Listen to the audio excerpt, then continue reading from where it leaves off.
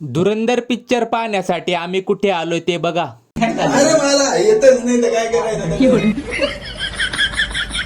नमस्कार भाऊ आणि बहिणींनो, तुमचा भाऊ निघालाय नाशिकला. कशाला ते पुढे सांगतो. चला. आबा भाऊने वनी दिंडोरी मधील ट्रॅफिक पार करून नाशिक मध्ये एंट्री घेतली. त्यानंतर गाडी डायरेक्ट मेघराज बेकरीला थांबवली. मुकेश भाऊंनी आपल्यासाठी डोनेट आणले. मग त्यांच्या नवीन घरी पोहोचलो. त्यांची रूम बिल्डिंगच्या 6व्या मजल्यावर आहे. मग म्हटलं पायऱ्यांनी न जाता लिफ्टचा प्रवास करून बघू. मला तशी भीतीच वाटत होती, पण आमची माऊ दिदी घाबरत नाही. मग म्हटलं आपण कशाला घाबरायचं. पुन्हा एकदा लिफ्ट मधून खाली आलो अजय भाऊंना घ्यायला. अरे मला येतच नाही तर काय करायचं.